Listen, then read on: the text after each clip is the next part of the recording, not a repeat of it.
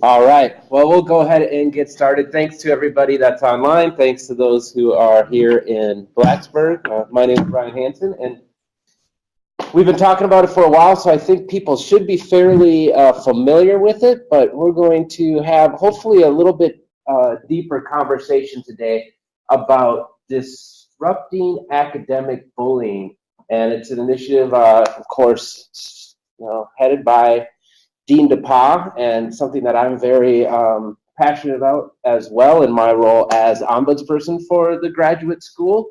So I am really excited that people came to kind of see what we can do to disrupt academic bullying in your individual environments, because that's what's really important. And what's important about this conversation is that we can say this is something that we believe greatly about, but it's really about bringing it out to the programs and departments and student groups and those that are all part of the graduate school community, so that they can determine how this is best going to fit in their group dynamics. So what is bullying? So very simply, I think it's important to start out with the definition of what we're looking at.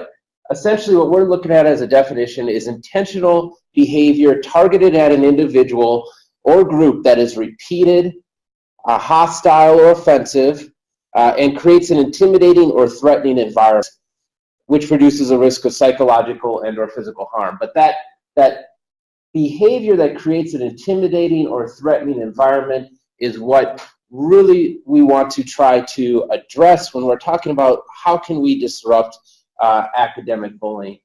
So there's various forms of bullying, and I've put them up here. They're also on our website. So if I guess I'll mention this a few times. If you haven't seen the website, you can go to the graduate school homepage and you'll see all sorts of stop signs that say disrupt academic bullying. You can click on there and you'll go to our website, where a lot of the information that I'll be talking about today will be there as well. So I won't go into the details of these different forms of bullying, but it's important to understand that bullying can have many different faces. Some of it can be direct, some of it can be indirect, some of it is a little more focused on disrupting relational dynamics. There's lots of ways that people justify the bullying behaviors that are exhibited by, kind of back to the academic experience. Well, this is tough love, or this is trying to get you to really understand what the professional environment is like. So you need to be able to endure this type of behavior, because that's how people are going to treat you when you go to your first faculty job, or when you rise up as a leader. Another aspect of bullying, it can either be individually oriented, where it's one person that is the aggressor and the bully. It can also take the form of mobbing, and that can happen in groups where people try to align to power structures, and so people kind of just go along with this type of behavior, and people can feel ganged up on. Why do we address bullying? Of course, we want to promote civility in our environment. We want people to feel like this is an engaging, and conversations can be productive and constructive, which will hopefully increase the productivity of all people involved. That's students, faculty, staff, all working in a positive environment are likely to be more engaged and motivated to be productive. Essentially, if people are feeling better about the place where they are working, you can hopefully decrease absenteeism and decrease disengagement. If we do raise these issues, we are hoping that we can create people that are more aware of these dynamics, and that they can model constructive group dynamics, which will in turn hopefully influence higher morales. So those are a couple of the things that we put out there as why it's important to address bullying. But from the group here, what are some further reasons that you feel it's important to address academic bullying?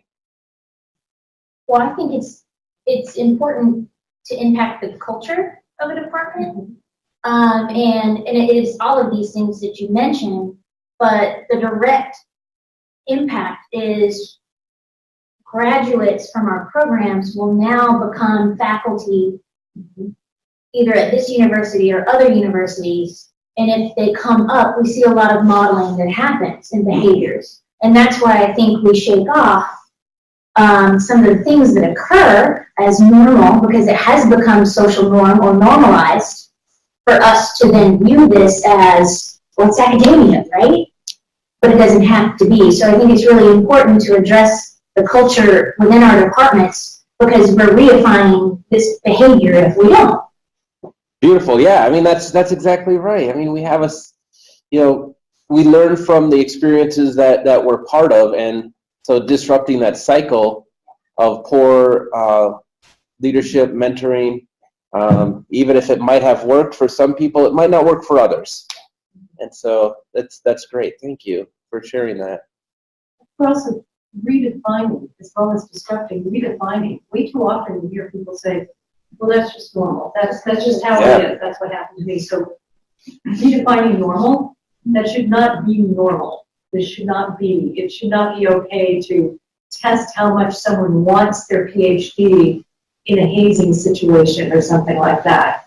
Or how badly do you want your assistantship? You need to work extra time or something like that. So that should not be normal. And so making it very clear that that's not normal behavior, and then educating about what should be normal. What do we replace this with?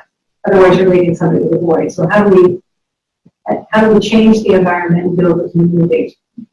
Yeah, I think that's really important, and it just makes me think in my role, one of the most often phrases that I hear from individuals that come and talk to me is, well, I'm not sure if I should be here because isn't this just how grad school is?